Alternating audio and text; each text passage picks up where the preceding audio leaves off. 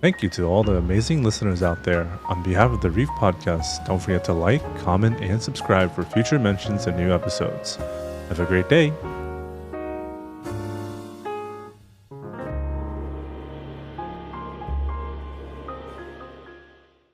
What's up, everybody? Welcome to the Reef Podcast. I'm your host, Luis IPA, joined here by Nightmare Rising. We have James C. Burns in the house once again. This is actually our third time that we have him here. So good to see you. You know the drill. Just do a quick little introduction about yourself. I know it's kind of tedious, but I mean, some people don't know who you are. Some people do know who you are, but they don't know exactly Yeah, what exactly you did. So, yeah. I was born, I was raised, and I will die one day. So there you go. so Uh, in case you guys don't know, he actually voiced one of my favorite voices for Frank Voice, Woods. face, and body. It's built on my chassis. The woods skin you're playing with right now. That's me from Black Ops 4. Dude, how Was how happy were you that you actually became that dude? I mean, I bet that was. well, it's it's just an acting job. The the re, the end result is I love what I do for a living. And that was just one more great part I got to play. The best part of it is I get to meet guys like you two, and I get to talk to fans, and it's always nice talking to fans. So yeah, I'd say I'm fairly happy that job worked out for both of us. I think Activision was very happy too that I got the gig because the characters survived what 15 years, and now they got AI and somebody impersonating and I get AI replacing me. So to be able to make a character that is so compelling, they decided to have somebody imitate me and my performance, and then actually using AI to regenerate some of it. So that to me is I'm honored, man. I'm fucking honored. Dude, Yeah. I really wish. I mean, we don't know. I mean, I don't have 100% confirmation, but did you do any work on Black Ops 6? Like, did they reach out to you to do I'm anything? not talking about Black Ops 6. Ah, okay. Because I did see that Woods was the announcer, so I was like, oh god, please get James C. Burns to do the announcer, like the one that announces the matches and everything. I was like, please be that guy. Yeah, I don't know what they got. Yeah, I can't talk about anything. Ah, I gotcha. So it's all classified. Gotcha. All right. So Even saying that means I'm talking about it. So I'm not Yeah, we talking about it for, I'm just not talking about it. yeah, yeah, That's yeah. it. So how is Sarge's corn going? I mean, I bet it's going great. I The mean, corner is great. The corner really is. We keep it. We're like 100,000, subscribers. But the point of the corner is it's a place to go to have an intelligent conversation with somebody who may disagree with you but will listen with respect. And we so desperately need that now where you don't hate somebody because of their political alignment. You don't hate somebody just because they like the color green and you like the color blue. And that's we have descended into that type of these conversations. And what's nice about the group over the corner is that they're very supportive. You have people going through life challenges, life changes, and you can share it there. So the corner really is more of a support group now than anything else for life. And some of the folks have been there for 4, 5 years, and they've gone from being freshmen in high school to now they're either in their first job or their second, third year in college, and it's really remarkable to watch people grow and develop, and to think that that little channel has given them a little piece of information or a boost when they really needed it, and it allowed them to go to the next cycle, to level up to the next cycle, and that's why I keep doing it. I mean, there's no money, there's no don't really make any money off of it. It's really just me showing up once a week and kind of refereeing this. It's like herding cats. I go once a week. it's the fact that that like you mentioned you had people that been watching you like for so many years, like that's what Yeah, makes it amazing, like to just have like somebody like, whoa, I remember when you were a freshman in high school and now you're like yeah, basically with a job and everything. Like, what in the world is yeah, going on there? yeah. And Well, I've always felt that the industry really caters to the huge entities like the streamers and the gamers who've got 300 million followers, and they use these people as a way to verify credibility for the game. Like they bring them in, they fly them in, they feed them, they take care of them, they give them a few bucks, they play the game, and they're like paid reviewers. Mm-hmm. But the people who really pay for the game are the kids whose mom had to work an extra shift to get the $75 to buy a new Xbox. Mm-hmm. And they're really in my opinion, they're underserved. And I always wanted the ability to serve that community because they are the ones putting the time in. They are the ones who are really making the franchise successful. Mm-hmm. These big gamers, they're just out there taking money, and God bless them. I don't fault anybody for making a living. That's what they do. Somebody wants to pay you to watch you play a game, God bless you. But my point is, it's the guy with 22 followers on his YouTube channel. That's who I want to talk to. That's who I want to make feel like they have access to this much bigger universe, and it is much bigger. It's a massive fucking universe. You're talking millionaires and billionaires and power, and to give you a little bit of a go inside that for a little bit, because I swam in it, still swim in it a little bit, Mm-hmm. but I swam in those waters. I know the players, I know the people, I know what it's like on the other side of the screen, so to speak. Gotcha. Yeah, I mean, it's like the small. That's why, like, when we interview people, we always try to go for the small indie game communities, like the gaming, because I mean, those are small. Like they're not Yeah. like AAA companies, and the small little companies like that always deserve recognition, and that's why I love doing this podcast, because not only do we sometimes interview the big people, but I mean, sometimes, like, most of the time, Hey, I'm losing weight. What are you talking about? Don't call me a fatty. That's not fair. True. That's not fair. I'm working on it. but basically, like, we love to, like, promote the small content creators, like the small Yeah. streamers, because they're the ones that basically are busting their ass to, like, literally, like, work hard for what they do. And whenever, like, I messaged you the first time that we actually did this, I kid you not, I was scared shitless that you were to say, like, no, I'm good, I don't want to do it. Like, I mean, I kid you not, I was nervous, because I mean, sometimes when you message people that are already, like, made out there, it's hard to get a reply. It's hard to say, like, Oh, yeah. it's for them to say no. But I mean, I don't answer every reply. It's just I really trust my intuition a lot. mm-hmm, When something feels right, I've turned down a lot of invitations. Sometimes I just feel that's just wrong. Something's off with this. mm-hmm, And I've been on a couple. I have only one show I kind of regret, and it was delivered to me by a friend, somebody who I knew, and they were in a crisis, and it just felt off, and it turned out to be a very not a great experience. mm-hmm. Well, actually, it was a good experience, but I just if I hadn't done it, I wouldn't have regretted not doing it. But Yeah. other than that, so I really take the time to look at, and I check people out. I really see who are they, what have they done, Mm-hmm. what is what are they trying to do here, and so I kind of research everybody comes. I mean, I do a lot of research. I get on. How hard is it to go on and Google somebody's name, right? It's And not then you hard. find something. Well, that's the thing, and I really get upset, especially when I deal with. I'm doing a lot of movies now, and I get a lot of meetings with people, and it bothers me when they come in and they have not done their homework. Mm-hmm.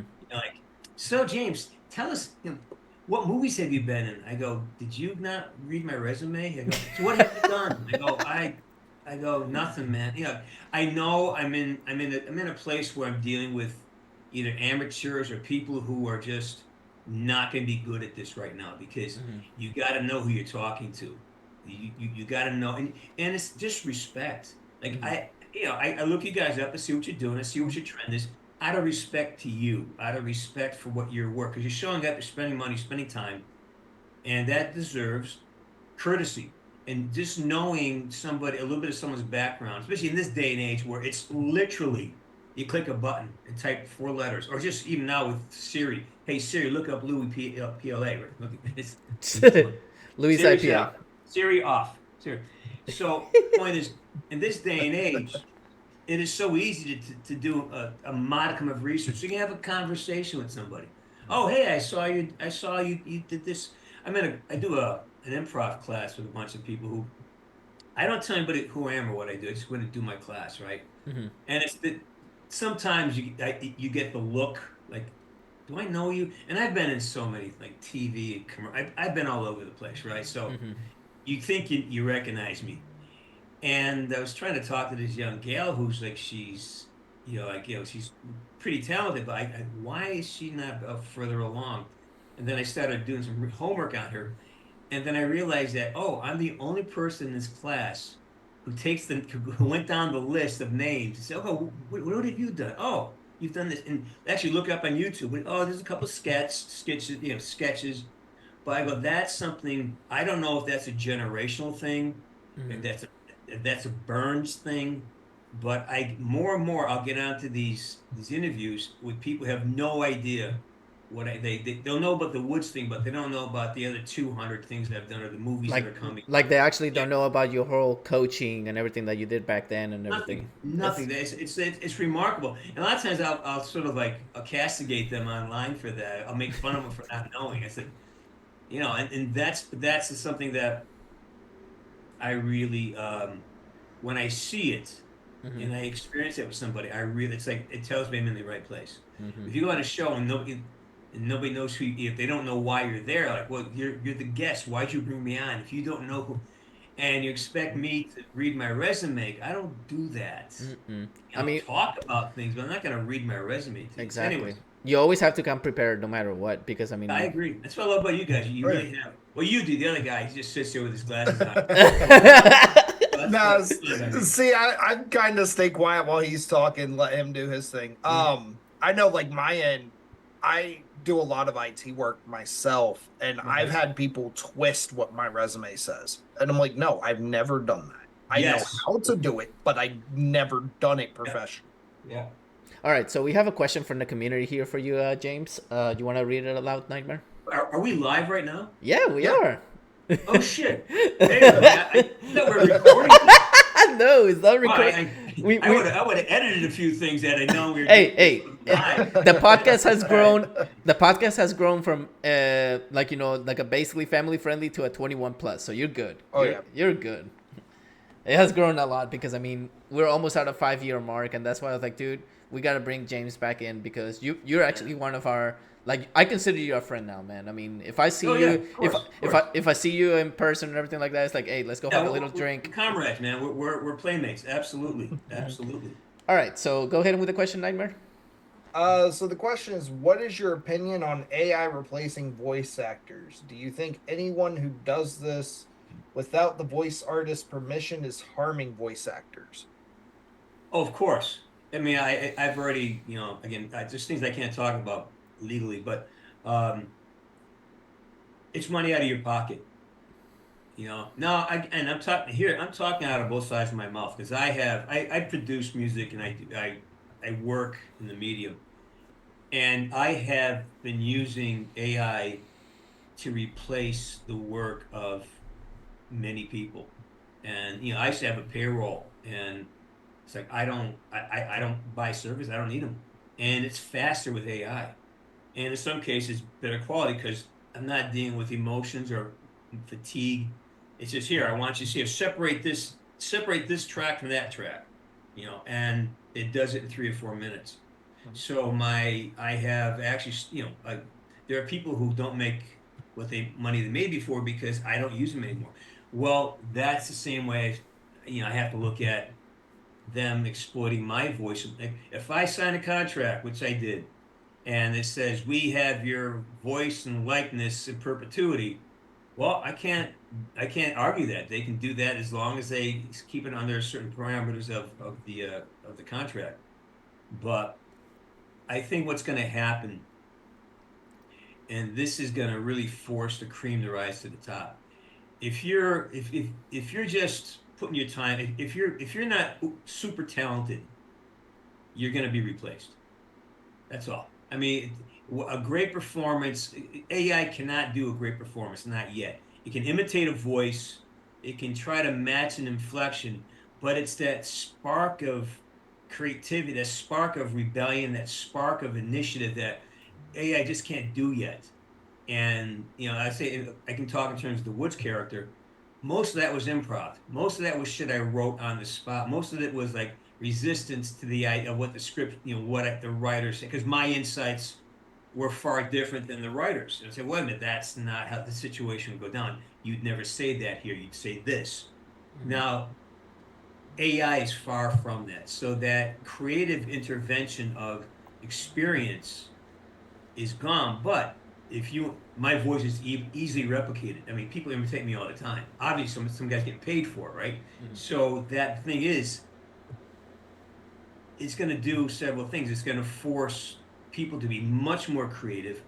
And it's also going to take a lot of people who can make a living because they have a vocal quality. A lot of guys have this quality here, and it works for Batman. Mm-hmm. Well, that can be replaced.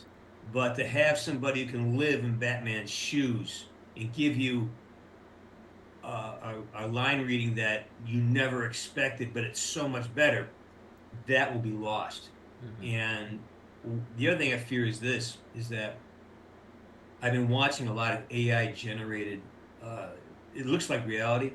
Mm-hmm. And we become accustomed to what we see frequently. So when we get accustomed to seeing these near life like AI replications of characters and things, and that becomes the norm, mm-hmm. we become used to that. And plus now we're watching on screens this big. Mm-hmm. So that attention to detail is now drifting away. And I've done this year, I stepped into the world of vertical content. Mm-hmm. I did a couple movies mm-hmm. that are now shot specifically for watching it on an iPhone or a phone mm-hmm. on a vertical format. Right. Instead of being 16 by 9, they're 9 by 16. Mm-hmm. And that changes the way you make content. It changes the way you shoot it. It changes the way you can actually have a conversation because you can't track left to right. You track in depth. So the medium, the entertainment world is going to change dramatically. And so again, I'm talking out both sides of I have two balanced opinions here. One is, I think it's going to do, in one area, it's going to make a lot of opportunity for people who know how to exploit the technology. And I think those who have had a nice, comfortable living, being pretty good at it, are going to be left by the wayside, because if you do not become extraordinary, then AI can replace you. So you have to have the skill. You have to be so fucking good or different, extraordinary, that AI can't replace you. Now that's achievable, but how many spots are like that?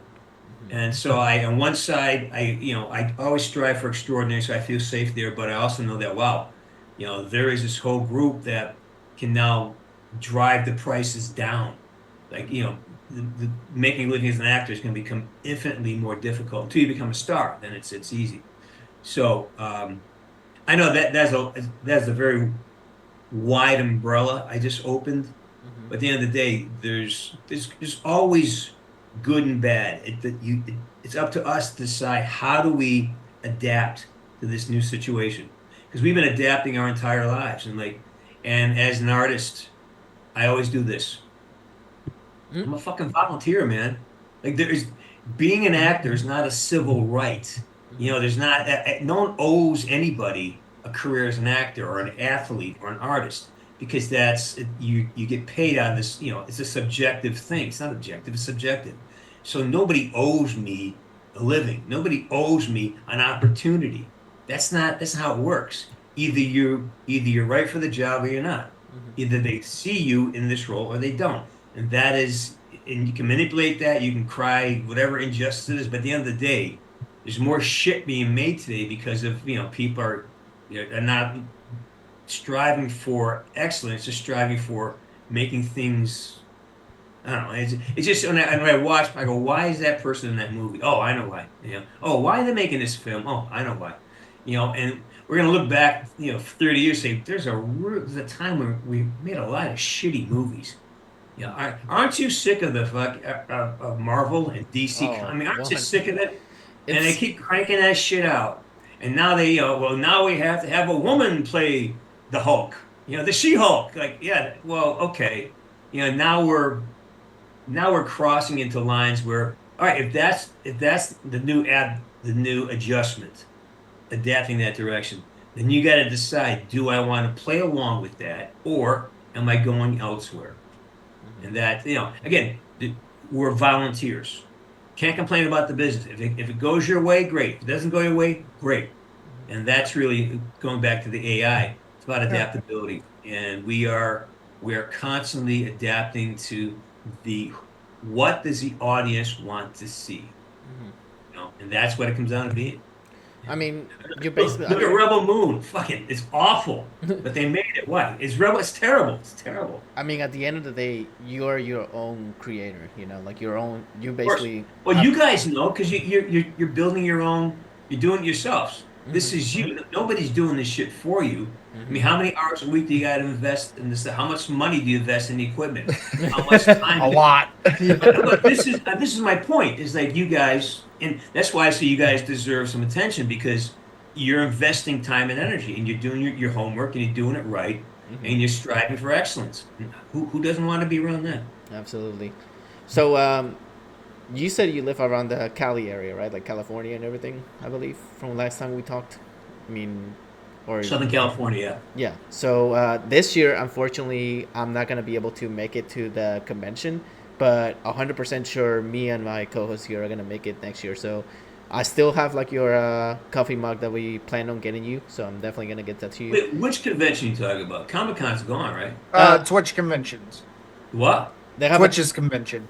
Oh, right. yeah, the one in San Diego. So basically, like I can't keep track, you guys. Yeah. Oh no. There's a lot out there. Yeah, I know California is known for all that. Believe me, because I want to move there like really bad, and I finally got a Why? Why do you want to move there? Okay, number First one. of all, you're not going to afford it.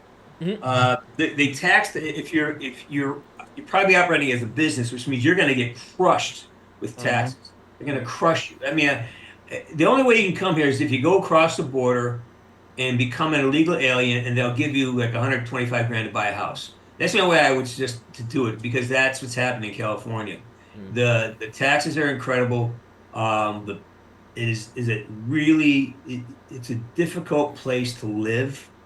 There's a lot of competition for resources, a lot of competition for highways to drive, a lot of competition in general.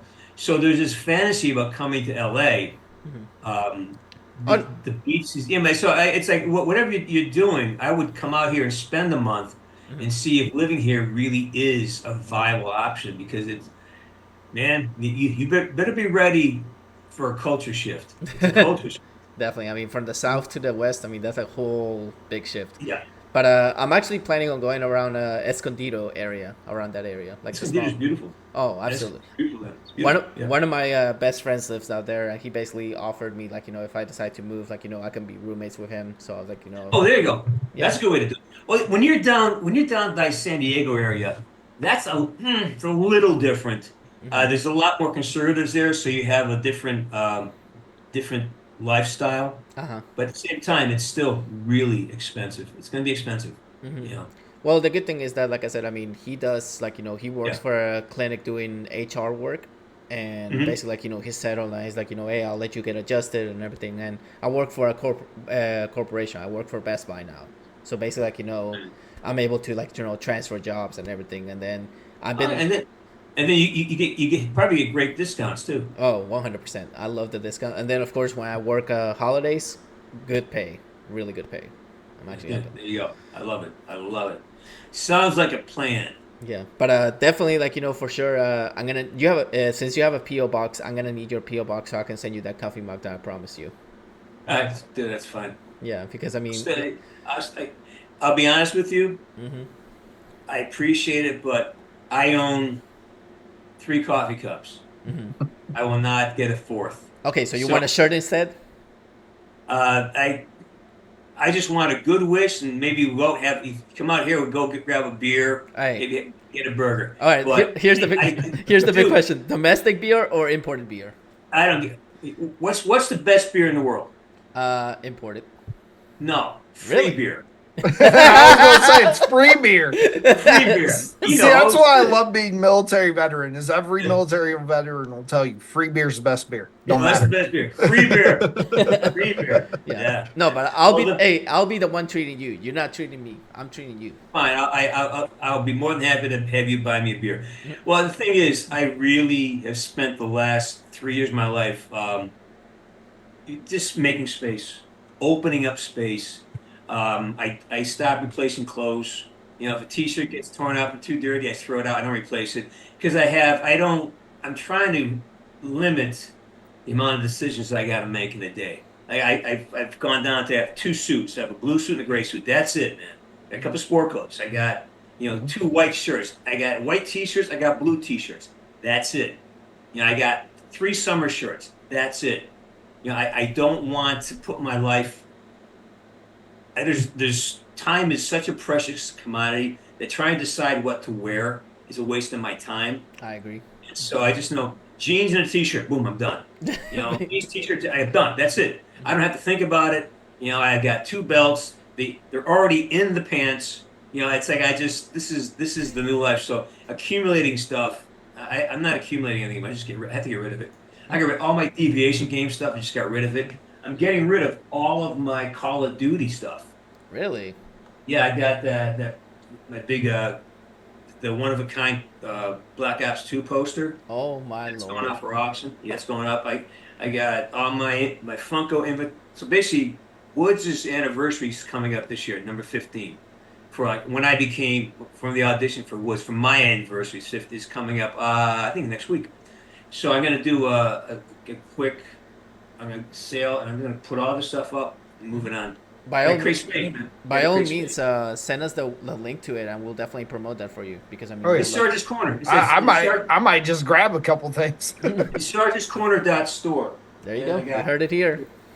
Yeah, we're getting rid of the comic books. I got a bunch of comic books to go, and it's all set, man. We're moving on, man. We're moving on to other things. And you know what? The fact that you're still hard at work, that's just inspiring. And well, don't do that. I'm not hard at work at anything. I don't work hard at anything. I just show up and do what's fun. I haven't worked hard in a day of my life. What, you think running around acting like a fucking toy soldier is hard? Come on. Now, I do have a question about that. Did they have anybody from the military come in and kind of like coach you at all with that? Well, I had plenty of that prior to it. I'd done a bunch of roles where I had, consultants and advisors. Woods is based primarily on 3 things. A book by John J. Plaster is called The Secret Commandos of the SOG. Plaster was one of the original SOG team members. He's one of the guys that built it out, invented all the gear they had. Then I read the book on Hathcock Sniper. And then my next door neighbor was a Green Beret. Growing up when I was a young kid, he went up, my fishing buddy, and he went off to Nam, and he came back a totally different dude, and he would, we still go fishing. I was like 11, and he would teach me things like snares and how to walk through the woods without getting caught. I mean, he came back and he was fucked up. He had fucked up, and he'd come over, he'd sneak in the house, he'd wake me up, and go fishing down the river in the mornings, and so I based it on those 3 guys. Just characters, yeah. Man, I'm just excited to because it's hard for me to actually engage with people that I'm not trying to boast you or anything like that, but it's just when I meet people like you, it only makes me work harder at what I do. So good. I'm just saying all the interviews that we've had with you has only made me a better person. So thank you for that. Well, I would love to take credit for your personal growth, but I can't. It's like I coached hockey for 25 years. That's how I made my living before I became an actor. And what I learned early on is that I will own your failures, but I cannot share in your victories because it's not me on the ice playing. It's not me out there doing this. You're the one who's seeing something. Now, if I am that mirror for you, that's on you. That's that's you having done enough work to recognize something. Oh, I see this. And you own it and you work it. Just as if you look at me and you do something stupid because I told you to do it. Well, I don't own that either. You know what I mean? But if I give you something and it fails you, that's on me. You know, and the idea is that you always got to own everything you achieve. No one else does it for you. It's a fallacy. There's no one has it easier than somebody else. You either choose to go to work, you know, take the steps. I mean, by work, I mean take the steps that are necessary to get, you know, what's the next step? What's the next step? And you keep doing it. And you narrow your focus down to the important things. So sometimes you got to say no to the relationship. You got to say no to having a girlfriend. You got to say no to buying that truck because you got to save your money for this. The more you narrow, the work is in the narrowing of your focus to only the things that are going to get you to where you want to be can be considered. And that's the work right there a bit. And if you come to a show of mine, you talk to me, and you walk away elevated, that's because you were looking to be elevated. And I just happened to be a mirror. You saw yourself in me. That's all. That's awesome. All right, so we only have a few minutes left, but I just want to say thank you again for being part of this. Oh, these go fast, don't these? Oh, Yeah. they Oh, go yeah. super fast. That's why we always. But I mean, if in the future, like, you know, you want to be part of it too, we're actually gonna start incorporating Skype. I don't know if you're familiar with Skype. I use Skype all the time, yeah. Okay, Yeah. so next time, like, you know, we talk to you, we'll use Skype because Or that's yeah, not. Well, yeah, FaceTime has its own recording feature as well. You know that, right? Yeah. So FaceTime is great too. okay. No, but I feel bad because you guys don't ever get to talk, and I just kind of get on conversation. I go off on these freaking tangents. You know? Hey, So, you know. it's all about you in here, James, and we cannot Oh, think. for Christ's sakes. Hey, that's, Not about me. but no, I mean, this is basically like, you know, because we love your show, like we love your show that you do on YouTube. We love everything that you do, and we cannot wait to talk to you again. And I'm still gonna remember. Go have a beer with James when I go to San Diego. Problem is, I don't get to play a song for you today because you're running out of time. It's too bad to have a whole new song for you guys. to hear, but- Oh my lord. Oh man. We'll definitely keep you an eye. I mean, we have each other on Twitter, so if you want, you can tag us by all means. Like, you know, just tag us, and I'll be like, okay, that's perfect. We'll use that, like, you know, for a future episode. Oh. I think you guys are great. I love your preparation. I love your professionalism. I see great things for you guys, but I'm going to give you one little piece of information. Some coaching, okay? Gotcha. Can you hear from an old angry old bastard? Go for it. You have to look into the fucking camera. All I see is you looking off to the side. You got to do that right there. Like right here, this. You spent the whole fucking time looking over there. I couldn't see your eyes. And I thought, is this guy autistic? You know, like it's like, you know, you have to, because like you got to connect. So I would move my camera is almost lined up with your picture, so I can look at you because I know you're watching me, which I appreciate. But you got to line your lens up so it catches you looking right at your subject. Because right now all I see is this is what you look like. Well, the main And it's fucking weird, man. You're sitting there like. Well, the main reason why I do that is because we also keep up with the questions with the live feed. So basically, Again. Well, I mean, I look over every now and then. You see me look over, and then I'll look back. yeah. You have the glasses. I can't tell where the fuck you're looking. That's why I wear the glasses. You probably got pornography going on in the background because I'm bored of shit out of you. No, but seriously, line up your camera so you can read. It's all on one screen, so the camera can see your eyes. Gotcha. Because if it can't see your eye, I guarantee you'll have a much better result from your audience if they can see your eyes. Gotcha. Because we can't see your eyes. Yeah. You look very shifty. Come right down the fucking barrel, man. Right down the tube. Gotcha. And it'll change the entire experience. Line up your screen so you have your camera can watch you read things, can watch your eyes, because that becomes interesting. Gotcha. Yeah. All right. Well, thank you again for Bye, the guys. time. I appreciate you, and best of luck with the Call of Duty anniversary that you have coming up. So happy to hear that, like, you know, 15 years that you've been doing that. So thank you again for the time. Oh man, it's something, right?